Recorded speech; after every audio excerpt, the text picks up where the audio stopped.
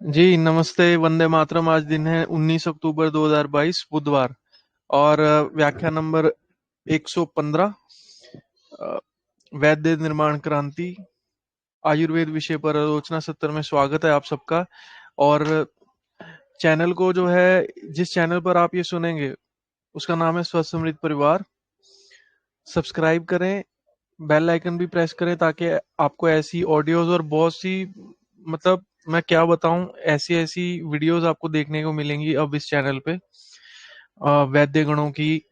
और जहां जहां भैया जाते हैं या भैया को कोई मिलने आता है या कोई धीरज भाई हैं, दीपक भाई हैं, अरुण भाई हैं, और जितनी भी उपलब्धियां हैं नई नई चिकित्सा क्षेत्र में, वैद्य जी की हैं और सुमित भाई हैं ग्लोबी न्यूज से, तो बहुत कुछ देखने को मिलेगा। बेल आइकन जरूर प्रेस कीजिए, चैनल को सब्सक्राइब करिए और जो है दूसरों से कराएं भी। मैं तो बोलूंगा, भैया नहीं बोलते, गोविंद भैया बिल्कुल नहीं बोलते, बट मैं बोलूंगा कि करें, कराएं। और जो है इस ऑडियो को भी शेयर करें और उन लोगों को शेयर करें जो जिज्ञासा रखते हैं, और जो नहीं रखते हैं उनको भी बोलें कि जरूर सुने। क्योंकि सिर्फ चिकित्सा जो है वही जरूरी नहीं होती है, ज्ञान जरूरी होता है। आप ज्ञान के पीछे भागेंगे, आप खुद ही चिकित्सक बन जाएंगे, वैद्य बन जाएंगे।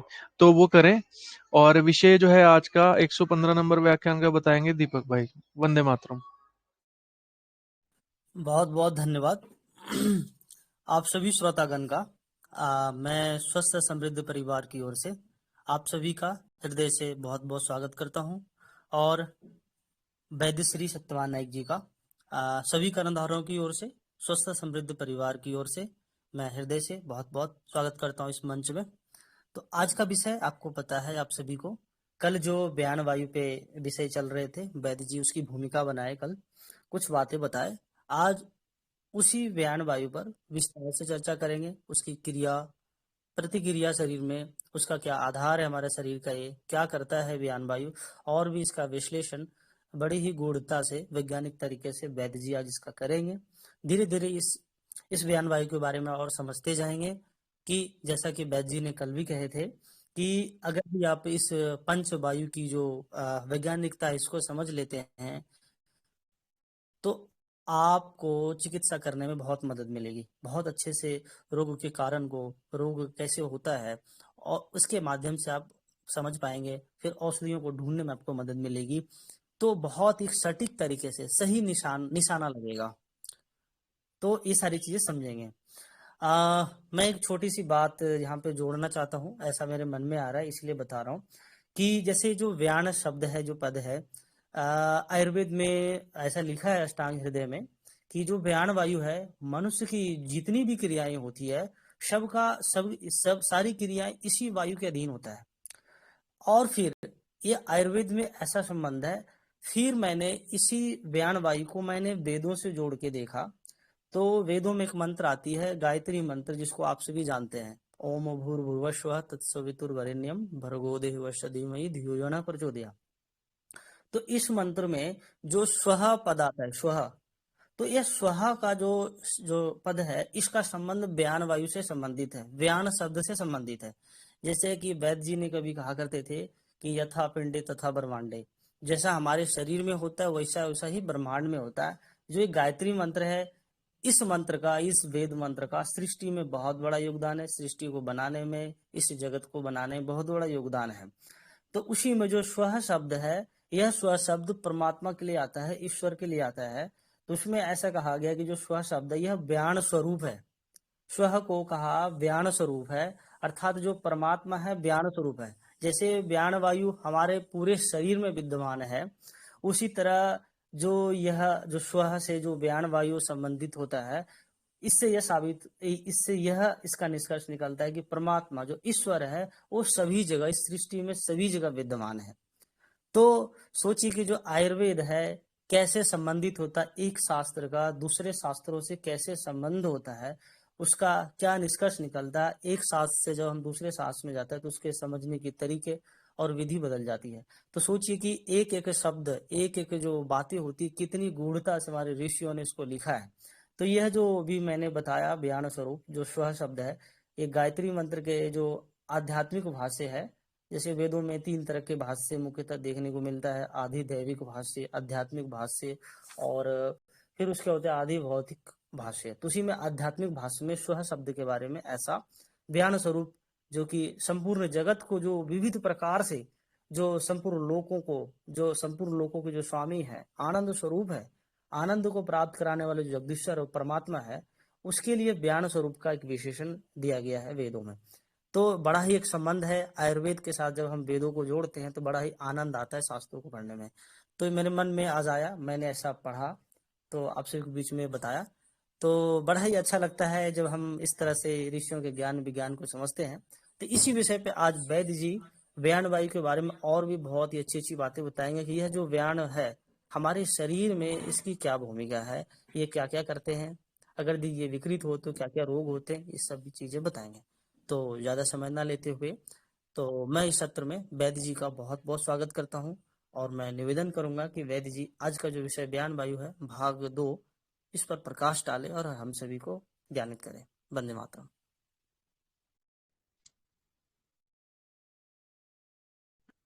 वंदे मातरम। आप सबको आज सबका बहुत बहुत हृदय से धन्यवाद, अतिशय धन्यवाद देता हूँ, आभार व्यक्त करता हूँ। आयुर्वेद के जनक भगवान श्री धन्वंतरि जी को नमन करते हुए, अपने श्री गुरु जी को नमन करते हुए, चिंतन करते हुए आज के आलोचना सत्र को हम आगे बढ़ाते हैं।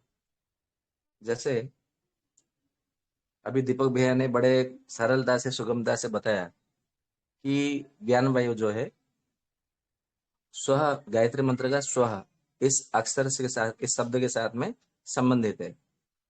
और इसी बात को महर्षि चरक जी ने, या तो भगवान चरक जी ने अपनी संहिता में यूं कहा है, जैसे मैंने कल इस विषय में कहा भी था कि देहम व्याप्नोति सर्वम तो इति व्यानः। जैसे व्यापक शब्द जो है, पिंड ब्रह्मांड के हिसाब से देखेंगे तो गगन ही सारे संसार में व्याप्त है, बाकी कोई भी व्यापक नहीं है। व्यापक केवल भगवान व्यापक होते हैं या तो फिर गगन व्यापक होता है।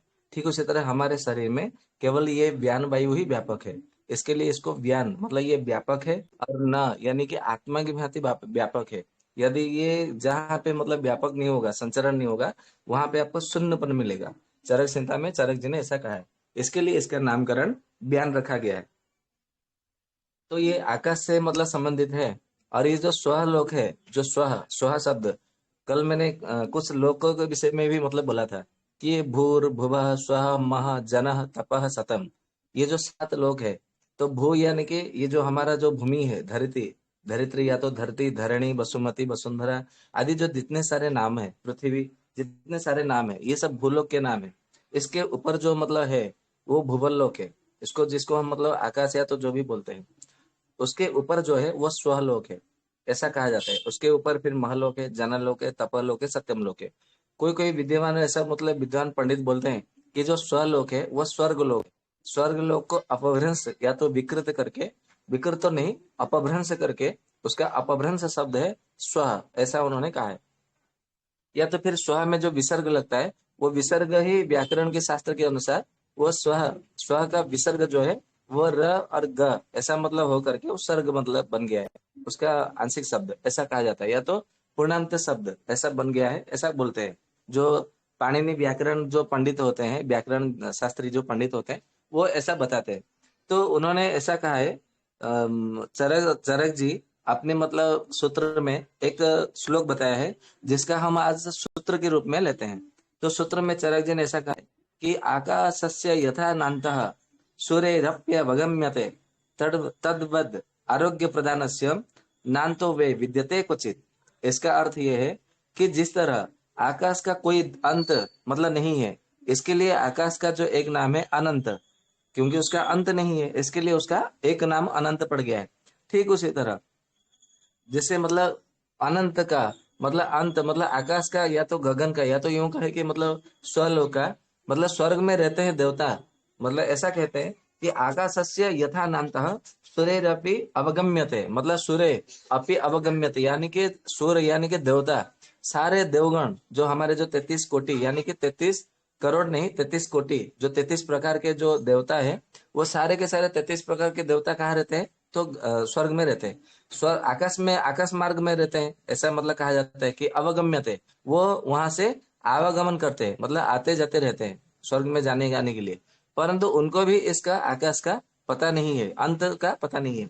ठीक इसी तरह यदि हम किसी को आयुर्वेद का ज्ञान करा देते हैं तो उसके नीचे ऐसा कहते हैं तद्वद, मतलब ठीक उसी तरह आरोग्य दानस्य नान्तो वे विद्यते क्वचित। यदि हम किसी को आरोग्य की दान करते हैं, आरोग्य की दान यानी कि आरोग्य तो केवल आपको आयुर्वेद से ही संबंध है, क्योंकि एक जगह पे ऐसा कहा है कि आयुर्वेद को छोड़कर बाकी किसी मतलब पद्धति में आपको आरोग्य की प्राप्ति संभव नहीं है।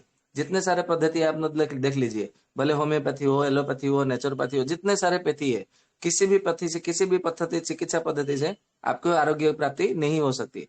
केवल आयुर्वेद ही एक पद्धति है जो देवताओं का प्रदत्त है, जिससे आपको आरोग्य की प्राप्ति होगा। तो आरोग्य हम किसी को देते हैं, या तो आयुर्वेद का दान करते हैं, ज्ञान देते हैं, तो फिर उसका भी अंत, मतलब उसका भी महिमा का जो कोई फल है, या तो उसको उसका मतलब परिणाम है, या तो कोई लाभ है, उसका भी कोई अंत नहीं है, वो अनंत है। ऐसा चरक जी बताते हैं। इसके लिए कहते हैं अपने शिष्यों को, अपने 12 शिष्य मंडलियों को बैठ करके चरक जी बताते हैं कि तुम लोग केवल एक ही काम करो, सबको केवल आयुर्वेद का ज्ञान दो और सबको आरोग्य की दान करो। ऐसा अपने शिष्यों को कहते हैं। इसलिए मैं तो आप लोगों का शिष्य, मैं अपने आप को गुरु नहीं मानता, परंतु चरक जी को ही मतलब सामने बिठा करके आप यूं मानिए कि चरक जी ही हम सबके गुरु है, और चरक जी ने हम सबको ऐसा कहे, ऐसा मान लीजिए, अपने मन में स्मरण कर लीजिए, या तो मनन करिए, चिंता करिए कि हमारे गुरु स्वयं चरक जी है। हमारे ऐसा आंख बंद करके ध्यान लगाइए, जैसे चरक जी हमारे सामने बैठे और ऐसा हमें अंगुली से निर्देश करके आदेश दे रहे कि तुम सबको आयुर्वेद का ज्ञान दो और आरोग्य की प्रदान करो। केवल इतना ही करिए, क्योंकि ध्यान मूलम गुरु मूर्ति, पूजा मूलम गुरु पदम, मंत्र मूलम गुरु वाक्यम, मोक्षम मूलम गुरु पदम। जब गुरु की कृपा हो जाए तो यही सबसे बड़ी बात, मतलब बात होती है। तो आज का जो हमारा सूत्र है, सूत्र में यहाँ पे मतलब विराम देते हैं। आज अब हम बयान वायु के ऊपर जो आलोचना सत्र है उसको आरंभ करते हैं। कल हमने बयान वायु के ऊपर मतलब जैसे अभी दीपक भाई ने कहा कि बयान वायु के ऊपर केवल हमारी भूमिका रही, बिल्कुल सही बात है। मैंने केवल समझाने के लिए बयान वायु क्या है मतलब रहता है, मतलब कैसे मतलब विचरण करता है, उस विषय में कुछ भी नहीं बताया था। आज उसके विषय में हम आलोचना करेंगे, और इतना सूक्ष्म सूक्ष्म से सूक्ष्म, मतलब ऐसा मतलब बारीक से मतलब हम इतना चर्चा करेंगे, जैसे मतलब आपको पूरी तरह से समझ में आ जाएगा।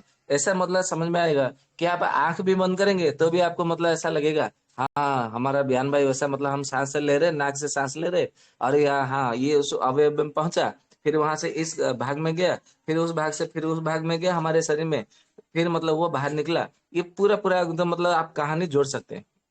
तो बिना विलंब के हम आगे बढ़ाते हैं।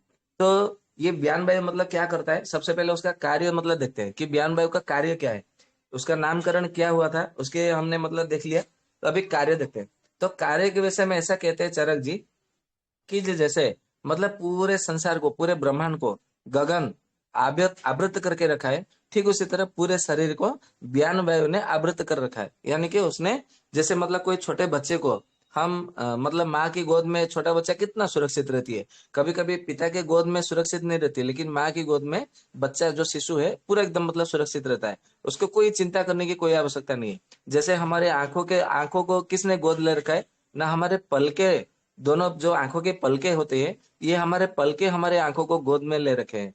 ये बहुत कम लोगों को मतलब शायद पता हो या तो जानकारी हो, परंतु ये आयुर्वेद में शारीर स्थान में आता है, सुश्रुत संहिता में, कि हमारे आंखों को गोद लेने वाला कोई है तो वो आंखों की पलके है। इसके लिए जब हम सो जाते हैं तो पलकों ने, दोनों पलके क्या करते हैं, आंख को मतलब हम उसको मतलब दरवाजा की तरफ बंद कर देते हैं, खिड़की की तरह दरवाजा की तरफ बंद कर देते हैं। जब हम सोते हैं तो घर के दरवाजा जैसे बंद करते हैं, तो आंखों के दोनों पलके भी बंद हो जाते हैं दरवाजे की भांति। तो इसका अर्थ यह है कि हमारे आंखों को सुरक्षा देती है माँ की तरफ, इसके लिए। और ये आंखों के पलके यदि मतलब माँ कह लेती है, तो इसका मतलब पिता कौन है, कोई ना कोई तो पिता अवश्य होगा। तो ऐसा मतलब शास्त्रकार कहते हैं। और ये कौन शास्त्रकार, महर्षि हरित कहते हैं, हरित महर्षि और भरद्वाज महर्षि कहते हैं।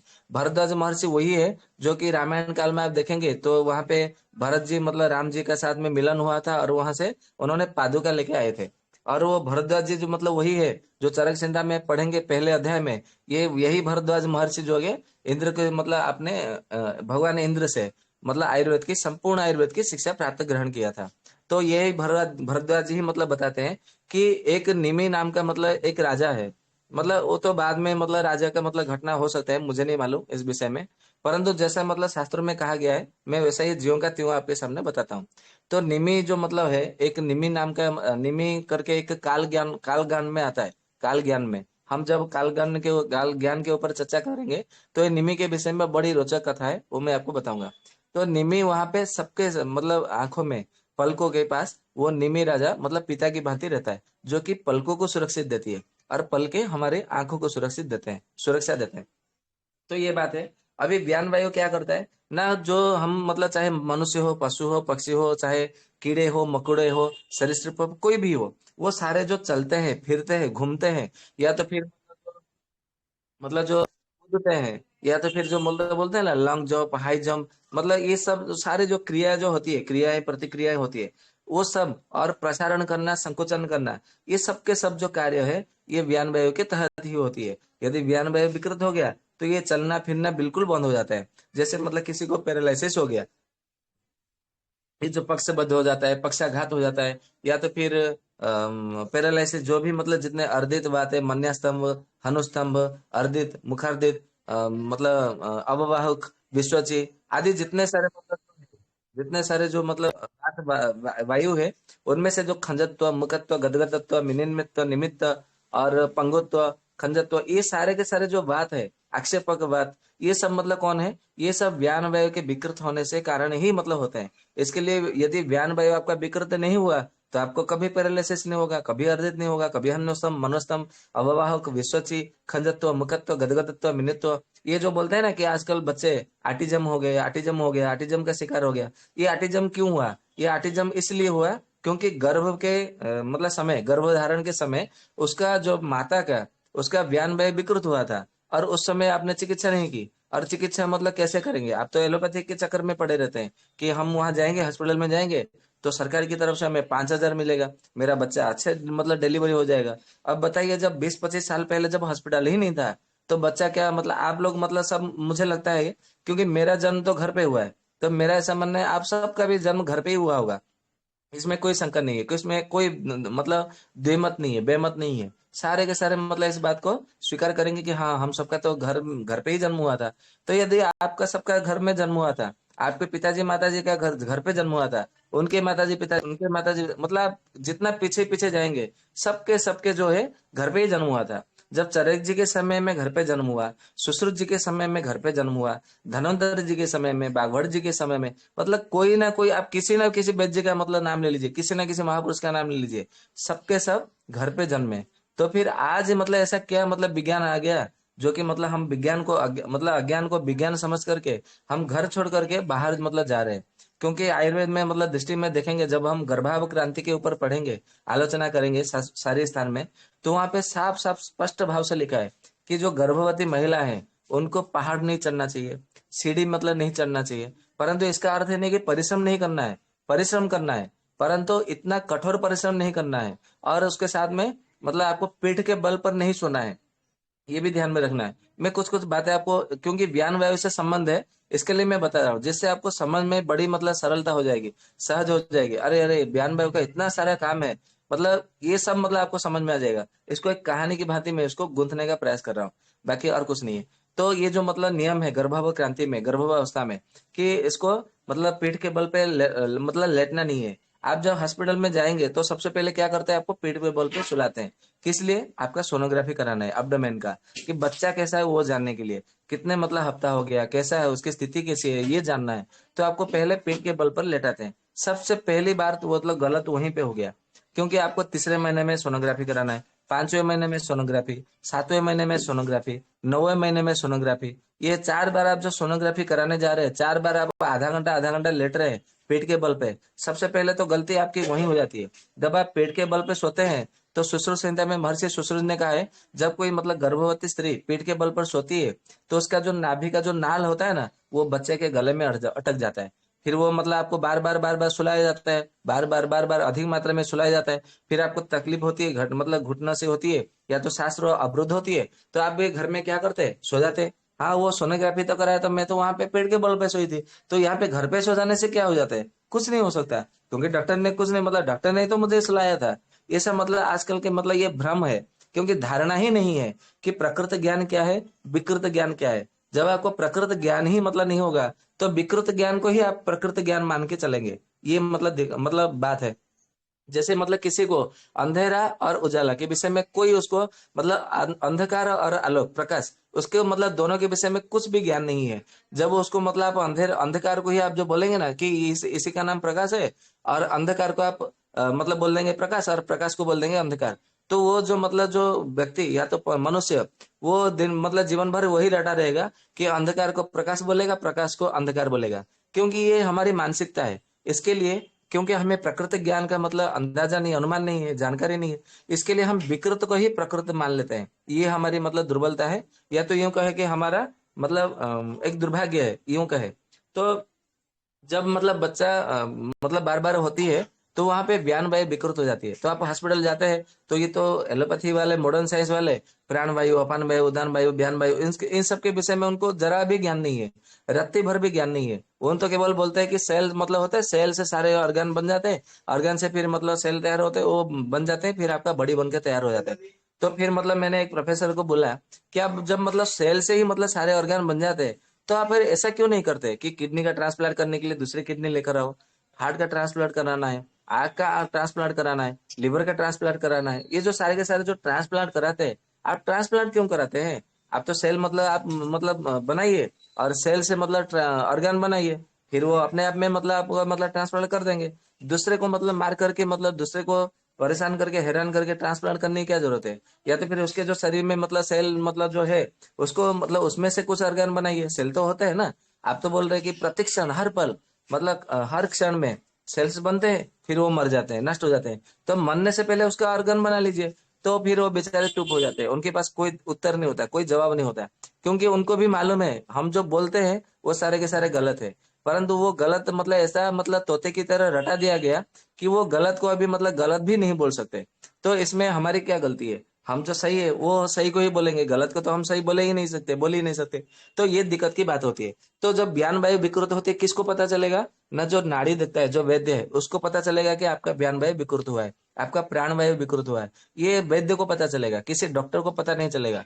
तो आपका जब मतलब गर्भवती अवस्था में, गर्भवती के मतलब समय में जब आपका बयान वायु विकृत होता है, तो वो बच्चा जब मतलब जन्म होता है, तो उसका सबसे पहले ऑटिज्म रोग का शिकार होता है। ये सबसे पहला कारण है, ये ध्यान लीजिए, मतलब ध्यान में रख लीजिए, धारणा कर लीजिए। ये उसका रहस्य है कि जब बयान वायु का मतलब माँ को मतलब बयान वायु विकृत हुआ, तो जो मतलब बाद में वो गर्भवती बनी, तो गर्भस्थ जो मतलब शिशु है, उसको ऑटिज्म का शिकार हुआ। या तो फिर मतलब ऑटिज्म यदि बयान वायु अधिक मात्रा में विकृत नहीं हुआ है, थोड़ी मात्रा में विकृत हुआ है, या तो फिर आरंभ हो रहा है, शुभारंभ हो रहा है, अयम आरंभ, तो फिर वो बच्चा मतलब क्या होगा ना, उसको अपस्मार का रोग होगा, जिसको आप एपिलेप्सी या तो फिड्स ऐसा नाम देते हैं। ये बार बार मूर्छित होना, बेहोश होना, ये मतलब बोलते हैं ना, ग्रुप में बहुत सारे मतलब प्रश्न आते हैं कि हमारे 2 साल का बच्चा है, 1.5 साल का बच्चा है, 6 महीने का बच्चा है, वो बार बार बेहोश हो जाता है, उसको एपिलेप्सी हो गया है, ये हो गया है, वो हो गया है। ऐसा क्यों हुआ? ऐसा इसलिए हुआ क्योंकि आप गर्भवती महिला मतलब अवस्था में बार बार डॉक्टर के चक्कर लगाते रहे, परिक्रमा करते रहे। ये तो मतलब गणेश जी शिव जी की परिक्रमा किए, तो उनको मतलब रिद्धि और वृद्धि, 2 पत्नी मिल गई। परंतु जितने बार आप हॉस्पिटल की परिक्रमा लगाएंगे, आपको उसके उपहार में, पुरस्कार में क्या मिलेगा? केवल रोग, व्याधि ही मतलब आपको मिलेगी। व्याधि मिलेगी और आपका आधि और उपाधि, ये दोनों वो नष्ट हो जाएगी। व्याधि प्राप्त हो जाएगी और ये आधि उपाधि दोनों लुप्त हो जाएगी। ये ध्यान में रखना है। मैं आपको भी मतलब बता रहा हूँ, और ये रिकॉर्ड को बाद में जो सुनेंगे, वो भी मतलब मैं उन आप सबको भी बता रहा हूँ कि अभी भी मतलब समय है, जाग जाइए और उत्तिष्ठ हो जाइए, अपनी आंखों को खोले। यदि नींद में सो रहे हो तो अभी मतलब जागे, अभी ये जागने का समय है। 2030 तक जो नहीं जागेगा, फिर वो कभी नहीं मतलब वो जाग सकता, ये मतलब निश्चित है, ये विधि का विधान हो चुका है। तो ये जो हमारा जो ऑटिज्म रोग होता है, ये बयान वायु के विकृत होने से मतलब होता है। फिर और क्या होता है? ये जो आक्षेप बात होता है, आक्षेप बात यानी कि जैसे मतलब कोई कोई चलते हैं, तो चलते हैं तो फिर उसको मतलब चक्कर आता है और तुरंत गिर जाते हैं। फिर उसको आप हॉस्पिटल लेके जाते हैं, तो उसका सबसे पहले बीपी चेक कर लेते हैं, कहीं बीपी तो नहीं बढ़ गया, हाई बीपी तो नहीं हो गया, हेमरेज तो नहीं हो गया ब्रेन, तो बीपी नॉर्मल है। एमआरआई ब्रेन का कर लेते हैं। ये मतलब एलोपैथी की मतलब सिस्टम है। आप जाएंगे तो तुरंत आपका बीपी, शुगर और हेमोग्लोबिन और मतलब सारे के सारे चेकअप कराएंगे। कुछ नहीं निकला तो आगे आगे चलो, उसका मतलब सोनोग्राफी कराओ, कुछ नहीं निकला फिर एमआरआई कराओ, कुछ नहीं निकला फिर उसका पूरा बॉडी का चेकअप कराओ, ईसीजी कराओ, ईईजी कराओ, मतलब आगे से आगे, आगे से आगे पूरा बॉडी चेकअप करा लो, कुछ नहीं निकला, पता नहीं आपको क्या समझ, हमारे समझ में नहीं आ रहा है कि आपको हुआ क्या है। अरे कुछ तो हुआ है, तभी तो वो बेहोश हुआ, वो तो गिर पड़ा। परंतु उनके समझ में नहीं आएगा, वो मशीन जो बोलेगा वही मतलब बात वो मानेंगे। परंतु जो मतलब लोग बोलेगा, रोगी बोलेगा, नहीं डॉक्टर साहब मुझे तो ये बीमारी है, मुझे तो मतलब, मैं अभी एक सप्ताह की पहले की बात बता दूं। एक महिला मतलब मुझसे मिलने आई और बोले कि बैद जी मतलब मेरे मुझे बहुत कमजोरी लग रही है, परंतु मैं हेल्दी दिखती हूँ और मेरे जो मतलब वजन है वो 62 किलो है, और मेरा हेमोग्लोबिन भी मतलब 15 है, और सब कुछ मतलब मेरा नॉर्मल है, ईसीजी फिसीजी सब नॉर्मल है, सोनोग्राफी सब मतलब मैंने सब कराया, मेरा टाइप टाइप थायराइड सब मतलब नॉर्मल है। परंतु मेरे पति को विश्वास ही नहीं हो रहा है। मेरे डॉक्टर साहब को मतलब 3 3 हॉस्पिटल का चक्कर लगाया, तीनों हॉस्पिटल के डॉक्टर भी मतलब हैरान है। वो बोलते हैं कि नहीं तुम तो स्वस्थ हो। अरे जब मैं मतलब मुझे स्वयं को दुर्बल लग रही है, चक्कर आ रही है, मतलब मैं चलने में मतलब मुझे शक्ति नहीं है, तो फिर मतलब मैं जब स्वयं को भी मतलब मैं अनुभव कर रही हूँ कि मैं स्वस्थ नहीं हूँ, परंतु वो मानने को तैयार ही नहीं है। वो बोलते हैं कि शायद मतलब कोई विटामिन आपका तो मतलब कमी होगा तो हम दे सकते थे, लेकिन आपका सारे विटामिन नॉर्मल है रिपोर्ट में, आयरन भी नॉर्मल है, हेमोग्लोबिन भी मतलब नॉर्मल है, सारे रिपोर्ट नॉर्मल है। और ये रिपोर्ट निकालने के लिए कितना मालूम है खर्चा किया? 38,000 रुपया खर्चा। एक हॉस्पिटल में 38,000, दूसरे हॉस्पिटल में 36,000, तीसरे हॉस्पिटल में 32,000, केवल टेस्ट करने के लिए। मतलब मेरे शरीर में हुआ क्या है, मुझे हुआ क्या है कि मतलब ये रोगी को मतलब जाता है डॉक्टर के पास, जाता है या तो जाती है कि मुझे हुआ क्या है, मुझे ठीक करिए, मुझे ऐसा लग रहा है। डॉक्टर को रोग मतलब पता ही नहीं है कि इसको हुआ क्या है, इसको क्या हुआ है। अभी मतलब मशीन को पूछा, अभी मशीन तो एक जड़ है, जड़ ये चेतन को मतलब चेतन के विषय में जड़ कैसे क्या समझेगा। अभी मतलब मान लीजिए कि कोई मशीन है, वो आपको क्या समझेगा, उसमें जितना मतलब डाला है, जैसे आपने कोई मेमोरी में कोई गाना डाला है या तो कोई वीडियो डाला है, तो जो डाला हुआ है वही बजेगा ना। आप उसमें मतलब कोई मतलब फिल्मों का गाना सारा मतलब भर दिए, और आप बोलेंगे कि विष्णु सहस्त्र नाम आ जाओ, तो उसमें से थोड़ी निकलेगा विष्णु सहस्त्र नाम, आपने तो उसमें भरा ही नहीं है, तो क्या निकलेगा, नहीं निकलेगा। तो ये जो जड़ पदार्थ है मशीन से यंत्र से, तो उसमें आप चेतन के विषय में वो कैसे मतलब नापेगा, कैसे भापेगा, उसका मतलब कैसे अनुमान लगाएगा, नहीं लगा सकता है। उसमें जितने जितने सब टाइप किए हैं या तो भरे गए हैं, वही मतलब आपको बताएगा। जैसे मैं आप लोगों को बता दूं, मुझे बीच में किसी का फोन आया था पिछले महीने में, बोले कि आपके किडनी के विषय में, वृक्कीय निष्क्रियता में इतने सारे दवाई बता दिया, हमने गूगल में सर्च किया तो औषधि मिल ही नहीं रही है, तो मतलब आपने मतलब कैसे बता दिया। बोला मैंने तो मतलब पुस्तकों में बताया, मैंने कुछ और अनुभव किया वो मैंने बताया, अभी गूगल में नहीं मिल रहे तो क्या है, इसमें मेरी गलती है। बोला नहीं, आपको वो बताना चाहिए था जो गूगल में मतलब मिल रहा है। तो इसका अर्थ ये है कि उल्लू को दिन में दिखता नहीं है, और उसको मतलब यदि उल्लू का बताने जाओगे कि ये दिन के उजाले में मतलब होता है, इसके लिए तुझे मतलब गर्मी लग रही है। एक कहानी है पंचतंत्र की, मैं आपको बता दूं, जो कि आज के समाज में बिल्कुल बिल्कुल सही बैठता है। एक बार एक उल्लू और एक हंस के बीच में मतलब थोड़ा ये तर्क हो गया, तर्क वितर्क हो गया। हंस वहीं पे मतलब नहीं, बगुला था, बगुला और एक उल्लू एक पेड़ पे बैठे हुए थे। तो उल्लू बोलता है, अरे बाप रे, ये गर्मी जितना बढ़ता है ना, अंधेरा उतना ही छाया जाता है, ठंडी जितनी मतलब बढ़ती है, उजाला उतना ही मतलब प्रकाश उतना ही मतलब देखने को होता है। तो बगुला बोला, नहीं नहीं तुम गलत बोल रहे हो, जितना गर्मी बढ़ती है तो उससे मतलब सूरज मतलब जब मतलब भगवान उदित होते हैं तो गर्मी बढ़ती है और प्रकाशत भी बढ़ता है, जब सूर्य भगवान अस्त हो जाते हैं तो अंधकार भी आ जाता है और ठंडी भी आता है। बोला तो मूर्ख, तुझे मालूम नहीं है, जब सूर्य भगवान मतलब सूर्य के मतलब मैंने कभी देखा नहीं है, परंतु जब गर्मी बढ़ती है तो अंधकार आती है। अभी इन दोनों की बात में यदि हम तर्क में मतलब समीक्षा करेंगे, तो वो बात भी, उल्लू की भी बात बस सही है और बगुला की भी बात सही है। अभी परंतु उन दोनों के हिसाब से उन दोनों की बात सही है, परंतु हम अपने हिसाब से देखेंगे या तो सबके मतलब सृष्टि के हिसाब से देखेंगे, तो कौन सी बात सही है, बगुला वाली बात सही है। परंतु उल्लू को हम बताएंगे तो वो कभी नहीं मानेगा।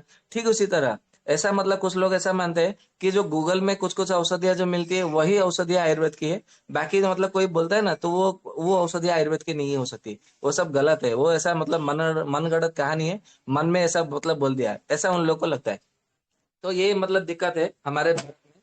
तो हमें इस जो स्थिति, ये जो पद्धति है, ये जो सिस्टम है, इसको बदलना है और इसको संशोधन करना है, ये बात पर ध्यान रखना है।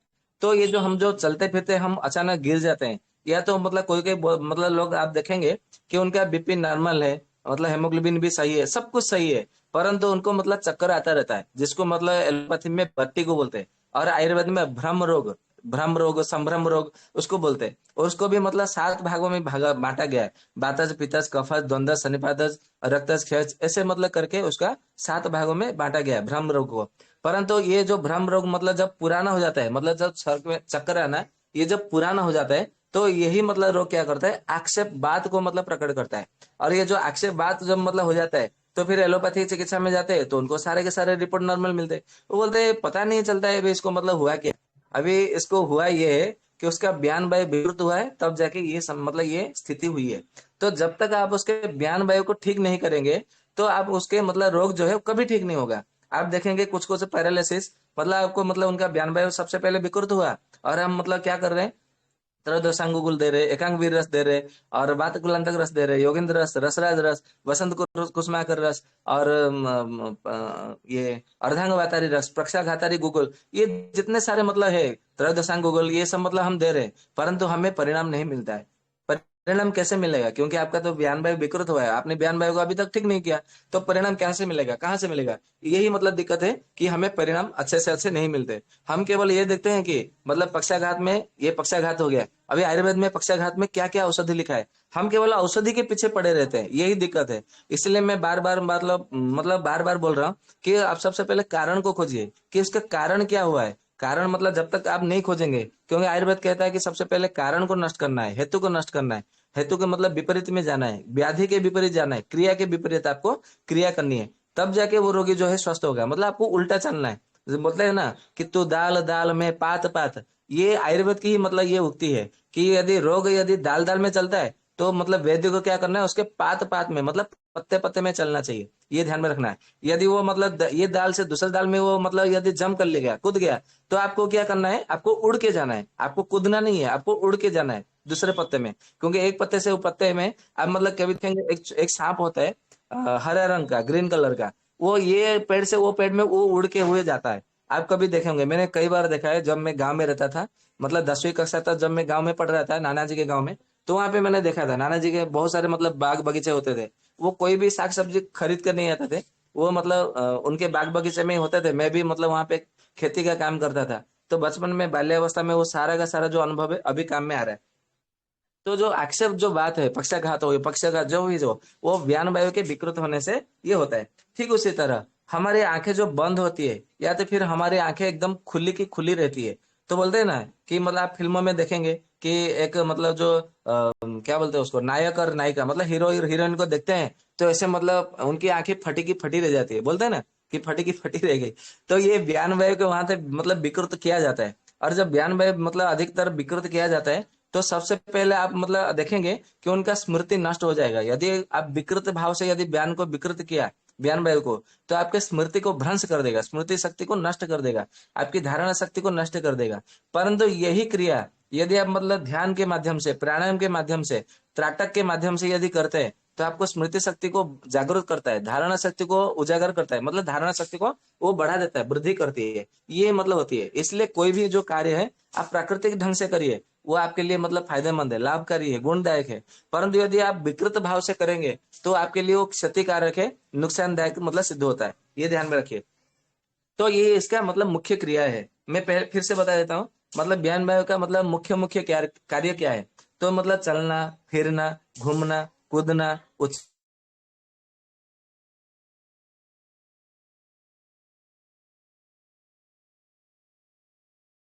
बोलते हैं ना, तो अचानक जो मतलब घूमने की क्रिया है, और फिर मतलब क्या है ना, हमारे जो शरीर का जो प्रसारण करने की जो क्षमता है। अभी मतलब और एक बात मुझे याद आई कि कुछ कुछ लोग जो है ना, जो बैठने की जो लेटिन होती है, मतलब नीचे बैठने की जमीन पे, और दूसरा एकदम मतलब कुर्सी की भांति बैठने की, उसको क्या बोलते हैं मुझे तो नहीं मालूम अंग्रेजी में, क्योंकि हमारा उसका व्यवहार भी नहीं है, उपयोग नहीं है।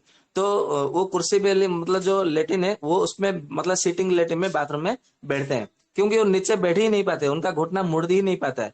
तो घुटना जिनका नहीं मुड़ पाता है ना, तो ये भी मतलब मान लीजिए कि उनका बयान वायु वहां पे विकृत हुआ है, क्योंकि बयान वायु ही है जो कि प्रसारण और असकुंचन, ये मतलब आकुंचन ये काम करता है। कोई कोई मतलब देखेंगे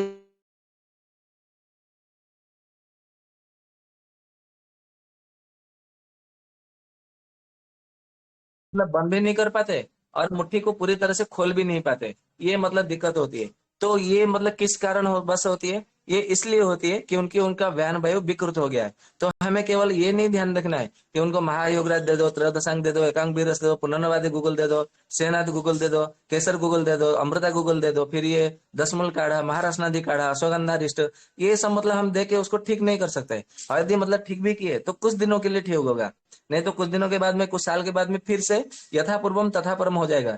तो हमें यदि मतलब रोग को समूल नष्ट करना है, उसके कारण को नष्ट करना है, तो हमें वहां पे क्या करना है, व्यान वायु को हमें ठीक करना होगा। जब तक हम व्यान वायु को ठीक नहीं करेंगे तब तक वो रोग जो है वो कभी ठीक नहीं होगा, ये ध्यान में रखना है। तो ये जो व्यान वायु के ये जो है ये मतलब कार्य मतलब होता है। अभी ठीक उसी तरह हमारे जो मतलब किसी को हम मतलब मारते हैं ना, मतलब कोई लड़का लड़की को देखते हैं तो वो आंख मारता है या तो आंख मारती है। एक गाना भी है कि लड़की आंख मारे, वो सुनील शेट्टी का, आप लोगों को मालूम भी है, देखा भी होगा। तो ये जो आंख मारने की जो प्रक्रिया है, या तो कोई कोई मतलब जो दो दोस्त यदि किसी को मतलब ये जी परिहास करते हैं, उपहास करते हैं, या तो जीजा साली परिहास करते हैं, उपहास करते हैं, या तो नाना नाती, या तो मतलब दादा और पोता, ये सब मतलब पोती, ये जो मतलब परिहास करते हैं, या तो देवर भाभी जो उपहास का मतलब करते हैं, हंसी मजाक करते हैं, तो आंख मार करके वो दूसरे मतलब, या तो दो सहेली जब मतलब शादी ब्याह में चप्पल को चुराते हैं पैसों के लिए, तो आंख मार करके इशारा इशारा में वो बातें करते हैं। तो ये जो आंख मारने की जो प्रक्रिया है ये किसके कारण मतलब होती है, ये व्यान वायु के माध्यम से ही होती है। तो जिनका व्यान वायु मतलब सही में प्रकृति के रूप से मतलब विद्यमान है, मतलब सही में काम कर रहा है, कार्य कर रहा है, क्रिया कर रहा है, तो उनका मतलब अपने हिसाब से वो ठीक करती है, मतलब चलती है। मतलब जैसे मतलब हम आंख मान लिया, या तो हमने आंख बंद कर ध्यान में बैठ गए, तो बहुत समय तक मतलब काफी समय तक हमारा आंख नहीं खोल सकते, तो भी उसमें कोई दिक्कत नहीं है। कुछ लोग मतलब है कि मतलब देखेंगे, कुछ कुछ मतलब मैंने बच्चों को भी देखा है अपने चिकित्सा क्षेत्र में, कुछ कुछ बच्चे ऐसे आते हैं 1 साल के 6 महीने के, कि उनकी आंखों में पलक ही नहीं गिरती, मतलब पलके गिरते ही नहीं है। मतलब मैं भी मतलब आश्चर्य हो जाता हूँ कि जब हम लोग मतलब प्राणायाम करते हैं या तो ध्यान करते हैं, तो हमारी आंखें 2 मिनट तक, 3 मिनट तक, 5 मिनट तक हमारी आंखें में पलक के गिरती नहीं है। परंतु ये छोटे बच्चे तो मतलब प्राणायाम ध्यान करते नहीं है, फिर इनकी आंखों में पलके क्यों नहीं गिरती है? तो मैं उनको मतलब बोलता हूँ कि इनको मतलब पूरे शरीर में कहीं ना कहीं दर्द तो नहीं है, अभी मतलब दुर्बल तो नहीं है, इनका वजन तो कम नहीं हुआ, ये पहले मोटे थे अभी पतले तो नहीं हो गए? बोले हाँ आपने बिल्कुल सही पकड़े हैं। बोले कैसे? ना ये पहले मतलब ये 12 किलो का था, अभी 8 किलो में आ गया। तो मैंने मतलब उनको मैं पूछता हूँ, मतलब ये मैं जो बोल रहा हूँ ना, ये अनुभव की सिद्ध मतलब बातें है। आप इसको अपने जीवन में प्रयोग करिएगा, अपने शिक्षा क्षेत्र में प्रयोग करिए, तो लोग आश्चर्य हो जाएंगे, अरे इसको कैसे पता चला कि मेरे बच्चे का वजन ज्यादा था अभी कम हो गया। ये व्यान वायु जब विकृत होता है ना, तो बच्चों का वजन भी कम कर देता है, ये ध्यान में रखिए। क्योंकि व्यान वायु पूरे शरीर में मतलब धवायमान चलायमान होती है। तो जब मतलब पूरे शरीर का जब व्यान वायु जब विकृत हो जाता है ना, तो सबसे पहले क्या करता है, हमारे शरीर में कफ को सुखा देता है। और आप लोगों को मालूम है जब कफ सूखता है तो हमारा जो दृढ़ शरीर है वो कृश शरीर हो जाता है, मतलब जो स्थूल शरीर है कृश शरीर होने लगता है, और जो दृढ़ शरीर है वो एकदम मतलब खोखला शरीर मतलब हो जाता है, मतलब वो दुर्बल शरीर धीरे धीरे मतलब होने लगता है। और हमारा मतलब भूख भी मतलब कम हो जाती है। हम एक साथ में ज्यादा खाना नहीं खाते, परंतु थोड़ी थोड़ी मात्रा में बार बार खाने की हमें इच्छा होती है। ये सब व्यान वायु के विकृत होने के कारण ही होती है। तो जब हम मतलब व्यान वायु के मतलब ये सारे के वायु के विषय में हमें पता चल जाएगा कि ये वायु का ये काम है, ये वायु का ये क्रिया है, तो ये क्रिया नहीं हो रही है, तो इसका ये वायु या तो ये पित्त या तो ये कफ इसका विकृत हुआ है। तो जब तक हम ये बात पित्त कफ को ठीक नहीं करेंगे, तब तक वो रोगी जो है वो कभी ठीक नहीं होगा। अभी मतलब मैं ये बात बता रहा हूँ, शायद आप लोगों को मतलब ये बात पहली बार सुन रहे हो, या तो दोबारा सुन रहे हो, या तो जानकारी है, परंतु मैं जो इतने विस्तार भाव से बता रहा हूँ, हो सकता है आपको मतलब विश्वास हो, भरोसा हो, न हो, मैं जानता नहीं हूँ। परंतु इसी बात को लेकर के एक सूत्र जो कि महर्षि सुश्रुत जी ने बताया है, वो सूत्र ये है कि समदोष समग्निश्च समधातु मलक्रिया प्रसन्न आत्म इंद्रिय मना स्वस्थ इति विधीयते। मतलब सबसे पहले उन्होंने सुश्रुत जी ने कहा है, महर्षि जी ने, कि सबसे पहले आपको वात को ठीक करना है, फिर उसके बाद में पित्त को ठीक करना है, फिर उसके बाद में कफ को ठीक करना है। मान लीजिए मतलब चिकित्सा जो है 2 प्रकार की होती है, एक प्राणाभिसर चिकित्सा, दूसरा रोगाभिसर चिकित्सा। अभी आप लोग जो मतलब ग्रुप में प्रश्न कर रहे हैं कि मुझे ये हो गया क्या बताइए, ये रोगाभिसर चिकित्सा है। आपने मतलब मान लीजिए कि कहीं पे दर्द हुआ, कुछ काढ़ा या तो आपने मतलब कुछ मतलब प्रयोग कर लिया, या तो कोई औषधि सेवन कर लिया, तो आपका जो दर्द है वो दूर हो गया, ये रोगाभिसर चिकित्सा है। परंतु जिस कारणवश आपका ये दर्द हुआ वो कारण अभी नष्ट नहीं हुआ है, तो हो सकता है कि 1 महीने बाद में, 6 महीने बाद में, 1 साल के बाद में, या तो कुछ दिनों के बाद में वो पुनः मतलब वो कछुए की भांति बाहर निकले अपना सिर, मतलब जैसे कछुआ अपने हाथ पैर और सिर को अपने भीतर में वो समेट लेता है जब उसको मतलब कुछ भनक लगती है, आभास होती है। परंतु जैसे ही उसको लगता है कि नहीं अभी मैं विपद मुक्त हूँ, आपद मुक्त हूँ, अभी मुझे कोई मतलब खतरा नहीं है, तो फिर से वो हाथ पैर और सिर बाहर निकालता है। आपने कभी देखा होगा कि कछुए को जो कच्छप कूर्म होता है, तो वो जो करता है, ये भी मतलब हमारे शरीर में रोग भी ऐसे ही काम करते हैं। तो जब हम मतलब किसी को मतलब कोई दर्द होता है या तो कुछ होता है, हम जो कुछ भी काढ़ा या वगैरह ऐसा करके मतलब औषधि का सेवन करते हैं, तो वो कछुए की भांति रोग जो है अपने आप में वो सिमट जाता है। परंतु उसको जब लगता है हाँ अभी मतलब ये बेखातिर मतलब ये अवहेलना करने वाला है, अभी इसको मतलब मेरे ऊपर ध्यान नहीं है, चलो मैं फिर से निकलता हूँ, तो फिर से निकलता है, क्योंकि आपने कारण को नष्ट नहीं किया है। तो इसके लिए ये दिक्कत होती है। तो सुश्रुत जी बोलते हैं, और चरक जी ने भी मतलब ये बात कही है सूत्र स्थान में, कि जो वैद्य होते हैं ना, दो प्रकार की होती है, और चिकित्सा भी दो प्रकार की होती है। एक रोगाभिसर चिकित्सा, एक प्राणाभिसर चिकित्सा। यदि आपको प्राणाभिसर चिकित्सा करनी है तो आप सदा स्वस्थ रहेंगे। रोगाभिसर चिकित्सा करेंगे तो आप बार बार कोई ना कोई आपको उपद्रव होगा, कोई ना कोई लक्षण होगा, कोई ना कोई आपको मतलब परेशानी होगी, असुविधा होगी, बार बार दिक्कत आती रहेगी। परंतु यदि कोई प्राणाभिसर चिकित्सा करता है तो उसको कोई दिक्कत नहीं होती है, और प्राणाभिसर चिकित्सा लंबी चलती है। रोगाभिसर चिकित्सा बहुत कम समय में वो ठीक हो जाते हैं, मतलब दर्द से मतलब राहत मिल जाती है, ये दिक्कत होती है। तो अभी तो 8:50 हो गया है, बताने के लिए अभी प्राण बीमा के ऊपर बहुत सारा कुछ है। तो इसका तीसरे भाग में मैं और भी मतलब बहुत सारे बातें हैं आप लोगों को बताऊंगा। अभी मैं अपने व्याख्यान को यहीं पे विराम देता हूँ। आप लोगों के मन में यदि कोई प्रश्न है, कोई शंका है, कोई संदेह है, तो निस्संदेह उपस्थापना करिए। वंदे मातरम।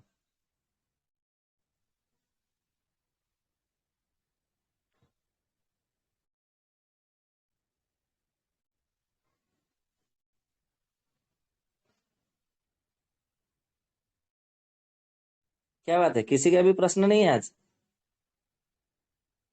जी जी, सबको अनम्यूट कर रहे हैं, सभी अभी म्यूट थे इसीलिए प्रश्न नहीं आ रहे। जो भाई बहन अनम्यूट हो गए हैं तो कृपया वो प्रश्न। वात को फिर कैसे जड़ से निकालें? अभी आपने बोला कि जड़ से निकालना चाहिए, कि दवा खाएंगे तो कम समय में आप अच्छे हो जाते हो, लेकिन अगर पूरा ऐसा ट्रीटमेंट नहीं करेंगे तो वो वापस आ जाता है, तो उसको कैसे खत्म कर सकते हैं? जी, चाहे कोई भी वायु हो, मैं एक सरल सूत्र बता देता हूँ, मैंने पहले भी बोल रखा है। जब मतलब वायु के विषय में, गुण धर्म के विषय में हमारी आलोचना हुई थी सत्र में, तो एक सरल उपाय ये है कि आपको प्रतिदिन रात को दूध पीना है, और जब भी मतलब आपको मतलब समय मिले, आपको उचित समय मिले, अवसर मिले, घी पीना है। इसी तो मतलब ऐसा सूत्र मतलब कहा जाता है कि यावत जीवेत सुखम जीवेत, ऋणम कृत्वा घृतम पीबत, ऐसा मतलब कहा जाता है। ये मतलब आयुर्वेद से मतलब जुड़ा गया है। परंतु ये सही बात है, आपको मतलब देखेंगे कि आपको जब मतलब घी सेवन करते हैं, दूध का सेवन करते हैं, तो आपका वात और पित्त जो है सदा मतलब स्वस्थ रहता है, ठीक रहता है, सही रहता है। इसके लिए गर्भ से मतलब लेकर के, गर्भधारण से लेकर के मृत्यु तक आपको बिना घी के कोई भी कार्य नहीं होता है। सही है जी। दोनों भी साथ में पीना है कि रात में एक ही बार दोनों पीना है, कि कभी भी सब पी सकते हो घी? हाँ, दूध तो दोनों रात में। साथ में ले सकते हैं। अच्छा, दोनों ठीक। साथ में ले सकते हैं, कोई दिक्कत नहीं है।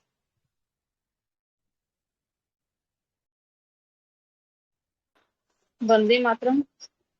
हाँ जी, अभी वंदे मातरम। आपने वातनाशक के लिए जो आपने घी और दूध बताया है, तो जी, अगर मुझे घी और दूध से बिल्कुल एलर्जी है, मतलब मैं उल्टी सी आती है, तो इसका कोई और विकल्प हो सकता है? दूध से एलर्जी? मतलब एलर्जी का मतलब मुझे पसंद नहीं है, तो अच्छा, दूध पसंद नहीं है। हेलो, आप सुन पा रही है मुझे?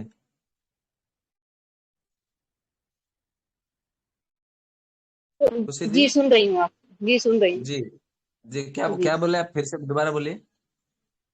और मुझे जो है दूध और घी बिल्कुल पसंद नहीं है, उल्टी सी आती है, मैं कभी दूध पी लेती हूँ या घी खा लेती हूँ। तो वात के नाश के लिए इसका कोई विकल्प है, घी और दूध का? इसके अलावा जी कुछ ऐसा उसका है जो? जी जी, उसका बहुत सरल मतलब उपाय है।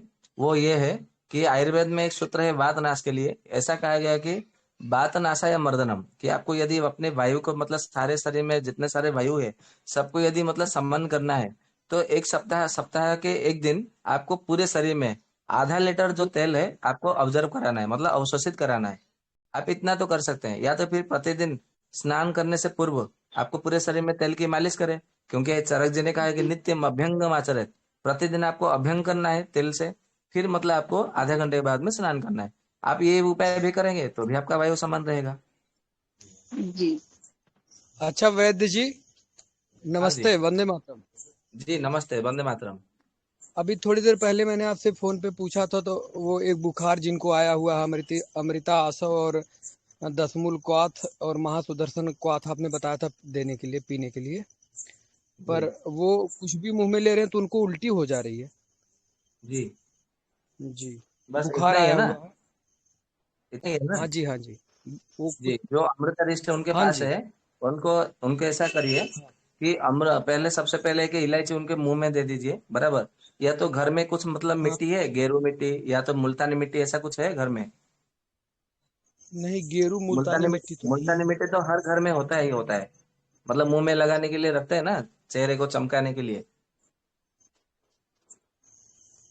नहीं अच्छा, है? मैं पूछता हूँ और क्या विकल्प है। ठीक है, मैं कुछ उपाय बता देता हूँ। जी। चाहे सौंफ, मतलब इनमें से कोई भी एक प्रयोग करिए।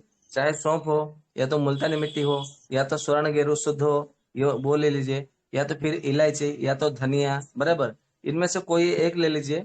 आप इनमें जी। से क्या करना है, एक चम्मच लेना है, 1 कप पानी में या तो 2 कप पानी में उसको छोड़ दीजिए, घोल करके मिला करके, बराबर। और उसको लगभग 10-15 मिनट छोड़ जी। दीजिए। फिर 10-15 मिनट बाद में ऊपर से पानी को निकाल लेना जी। है, बराबर। और इसी पानी में 1 चम्मच मधु मिला करके जी। या तो 2 चम्मच मधु मिला करके उनको पीने के लिए दीजिए। तो इससे क्या होगा, उल्टी तुरंत बंद हो जाएगी। जी। या तो फिर और एक सरल उपाय है, उनको अनार खाने के लिए दे दीजिए। अनार खाने से भी जो उल्टी है वो तुरंत बंद हो जाती है। ठीक है जी। कोई ना जी कोई वैद्य मधुर जी, रस आप फिर देंगे ना दवाई, सेवन करने के लिए, दवाई। मधुर रस या तो कसेला जी। कसाय रस, तो तुरंत बंद हो जाती है। यदि उनके पास यदि मतलब कोई फल मूल नहीं है, जितने सारे मतलब कोई ऐसे पेड़ हम्म। पौधे हैं, जैसे मतलब आम का पेड़ हो, पनस का कटहल का पेड़ हो, या तो फिर मतलब जामुन का जी। पेड़ हो, पौधा हो, या तो फिर बेर का पौधा हो, बराबर, जो कि कसेला लगता हो, जिसका मतलब जो पत्ते का रस है वो कसेला लगता है। या तो अमृत का पत्ते हो, जी। उसको मतलब एक पत्ता लाइए तोड़ करके, मतलब पहले मतलब वनस्पति जो वृक्ष है, उनको नमन करके क्षमा हम्म। मांग के लेके आइए, बोल करके कि अति आवश्यक है, हम्म। इसके लिए हम आपातकालीन में आपका एक पत्ते तोड़कर ले रहे हैं, और हमें आशीर्वाद दीजिए जिससे रोगी जो है रोग मुक्त हो जाए। ऐसा बोल करके एक पत्ता तोड़कर लेके आइए, उसको धो करके उनको बोलिए कि उनको मतलब मुंह में चबा करते हुए उसका रस निकलिए। एक पत्ते का रस जैसे ही मतलब निकला पेट के अंदर गया, तुरंत उल्टी बंद। ये सारे अच्छा, के अच्छा, सारे वो परीक्षित बुखार की वजह अनुभव। से उल्टी है। जी जी। और ये कितनी देर बाद फिर दवाई दे सकते हैं उनको, मान लीजिए ये पत्ता चबा लिए तो, आधे या आधे धनिया का घंटे पानी बाद, पी लिए। आधे घंटे बाद। अच्छा ठीक है वैद्य जी, जी जी जी, धन्यवाद।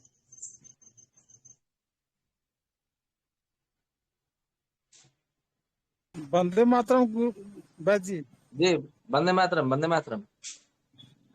अच्छा, इस सोना गोरू का जो अ, बिना शोधित का पानी नहीं पीना चाहिए। एक बार जल का जी जब व्याख्यान हुआ था, जी। उसमें तो बोले थे कि सोना गोरू को पानी में डाल के उस पीने के लिए, लेकिन उसको शोधित करके पीना है। जी बिल्कुल, यदि बिना शुद्ध के पानी पीते हैं सोना गेरू का, तो फिर वो क्या जी। करता है, हमारे यकृत में या तो फिर हमारे अग्नाशय में, आमाशय में, या तो गुदा मार्ग में, गुदा गुदा द्वार में वो कीड़े कृमि उत्पन्न करता है। हाँ, तो उसको घी में भूनना है ना, जी, उसको घी शोधित में करने भूजना के है। लिए।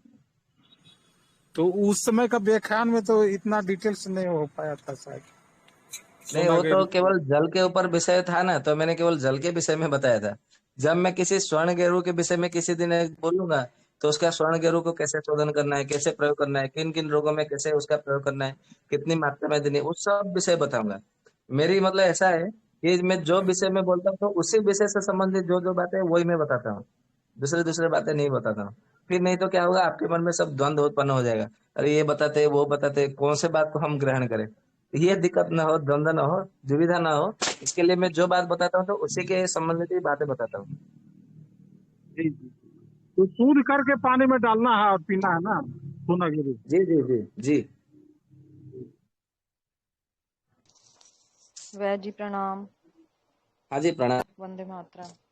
वैद जी, आपने वंदे अभी मातरम। बताया जैसे कि ये व्यान वायु अगर विकृत होती है तो उसमें वात बढ़ जाता है और कफ जो है सूख जाता है, तो इसको बैलेंस करने के लिए अपन कफ को बढ़ाना पड़ता है या फिर कैसे करेंगे?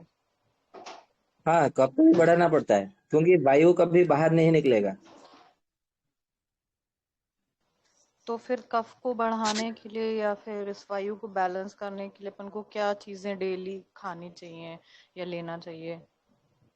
जी, घी सेवन करना चाहिए, तेल की मालिश होनी चाहिए और सर में भी तेल का मालिश होना चाहिए। ये दूध मतलब भरपूर मात्रा में दूध पीना चाहिए और फल मूल आप अधिक तो मात्रा ये में हमारे सेवन करें, कोई दिक्कत नहीं है।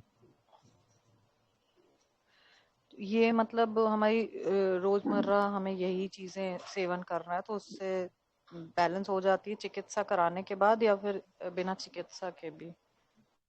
बिना चिकित्सा से भी आप मतलब बराबर हो सकते हैं, सही मात्रा में हो सकता है, समन हो सकता है, परंतु उचित पथ्य उचित अपथ्य का मतलब पालन ध्यान में रख करके पालन करना चाहिए, ये उसका नियम है। तो कितना क्वांटिटी इसका क्या लेना चाहिए वैद्य जी? जो ऐसा मतलब जो क्वांटिटी के विषय में ऐसा कहा है सुश्रुत जी ने और अन्य अन्य ग्रंथकारों ने भी मतलब ये कहा है कि जिसका जठर अग्नि जितना उदित हो उसके लिए उतनी मात्रा सही है। हर किसी के लिए मात्रा मतलब कहीं पे भी मतलब नहीं बताया गया, केवल औषधियों को छोड़ करके। अभी जैसे मतलब मान लीजिए कि आपके घर में चावल या तो रोटी बन रही है, क्या ऐसा कहीं लिखा है कि आपके इतने आयु में और मतलब इतनी रोटी मतलब खाना चाहिए, उससे अधिक नहीं खाना चाहिए? कहीं लिखा है किसी ग्रंथ में, आयुर्वेद ग्रंथ में? कहीं भी नहीं लिखा है। वो इसलिए नहीं लिखा है, जिसका जितना अग्नि रहेगा उसको उतनी भूख लगेगी, जिसको जितना भूख लगेगी वो उतनी मात्रा में भोजन करेगा, उसके लिए कोई मात्रा का नियत नहीं है। ठीक उसी तरह ये जो दूध और घी के विषय में है, जिसका जितना दूध और घी पचता है वो उतनी मात्रा में दूध और घी का सेवन करना चाहिए। यदि जिनको मतलब नहीं पचता है तो उससे कम मात्रा में उसका सेवन करना चाहिए। यही उनकी मात्रा है, हर किसी के लिए अपने अपने हिसाब से, सबके लिए कोई भी मात्रा का नियम मतलब कहीं पे भी वर्णन नहीं किया गया है। ठीक है जी। जी वैद्य जी, जी धन्यवाद वैद्य जी। वंदे जी मातरम वेद वंदे जी। मातरम। हाँ जी, वंदे मातरम। तो ये दूध में माँ त्रिफला घृत भी ले सकते हैं ना? अभी बढ़िया वात पित्त के लिए यही ठीक रहता है ज्यादा। जी जी, ले सकते हैं। इस शरद ऋतु में लेना रहता है, ऐसा मैंने देखा था वीडियो में। शरद ऋतु में जितने सारे जो तिक्त रसात्मक है वो सारे के सारे घृत आप ले सकते हैं, जैसे निम्ब घृत, पंचनिम्ब घृत, पंचतिक्त घृत, महातिक्त घृत, तिक्त घृत, फिर आता है अश्वगंधा घृत, क्योंकि अश्वगंधा तिक्त रसात्मक होता है, बराबर। ब्राह्मी भी तिक्त रसात्मक होता है, तो ब्राह्मी घृत भी इस समय आप ले सकते हैं। मतलब जितने जितने सारे जो तिक्त रसात्मक है वो सारे के सारे, पुष्पा घृत वो भी मतलब तिक्त रसात्मक रहता है, तो आप उनका भी सेवन कर सकते हैं। जो घृत आपको मतलब औषधि देखेंगे वो तिक्त रसात्मक है, वो शरद ऋतु में लेने योग्य है, सेवन करने योग्य है।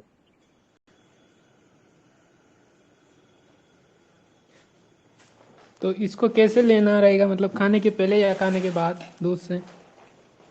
जब आपको रात को सोने से पूर्व जो है 1 चम्मच, 2 चम्मच, 3 चम्मच, 4 चम्मच अपने अपने हिसाब से, आपको जितना अग्नि मतलब प्रदीप्त रहती है उसके हिसाब से आप ले सकते हैं। ऐसा है कि आप जितना रोटी खा लेते हैं, पच जाता है, आपका पेट भारी नहीं रहता, उतनी चम्मच मात्रा में आपको घी लेना चाहिए।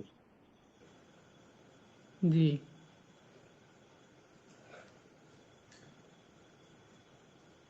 प्रणाम वैद्य जी। हाँ जी, प्रणाम। आपका प्रश्न आखिरी रहेगा, अंतिम प्रश्न रहेगा, जो प्रश्न करना है कर लीजिए। जी धन्यवाद वैद्य जी। थोड़ा सा दूध और घी पर प्रकाश डालिए, किस तरह का कौन सा दूध यूज करना चाहिए, क्योंकि हर जगह देसी गाय का दूध तो अवेलेबल होता नहीं है, तो ऐसे कंडीशन में जी हम क्या देखिए, करें? जी जी, मैं बता दूं आपको। आपने पर प्रश्न जो है पहले पूछ लिया है, और अभी जैसे मतलब वायु के ऊपर चल रहा है, ठीक उसी तरह पित्त के ऊपर हमारा चर्चा चलेगा, बराबर।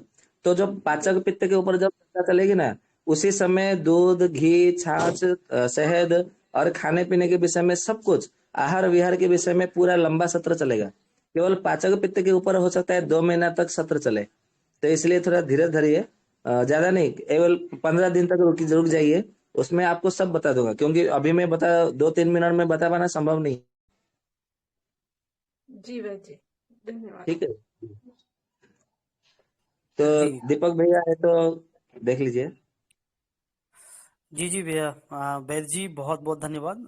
अब समय की अनुमति नहीं है कि आप सभी का प्रश्न लिया सके, तो जिनका भी प्रश्न है तो कल के सत्र में रखें।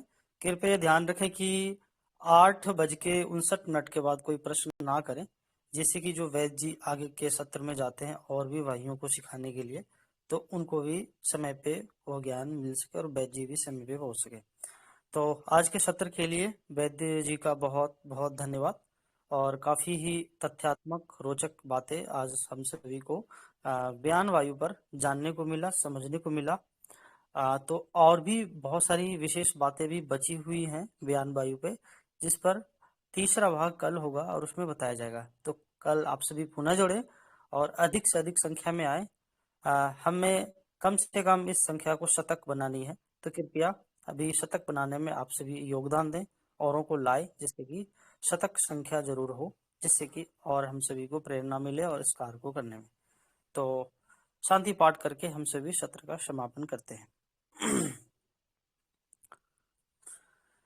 ॐ द्यो शान्तिरन्तरिक्षं शान्तिः पृथिवी शान्तिरापः शान्तिरोषधयः शान्तिः वनस्पतयः शान्तिर्विश्वे देवाः शान्तिर्ब्रह्म शान्तिः सर्वं शान्तिः शान्तिरेव शान्तिः सा मा शान्तिरेधि। ॐ शान्ति शान्ति शान्तिः। सर्वेभ्यो नमः। आप सभी को नमस्ते, वंदे मातरम। वैद्य जी का बहुत बहुत धन्यवाद। आप सबका बहुत बहुत धन्यवाद हृदय से। और भगवान धन्वंतरि एवं जगन्नाथ जी आप सबको कुशल मंगल रखे, स्वस्थ समृद्ध रखे, निरोग रखे। वंदे मातरम। शुभ रात्रि।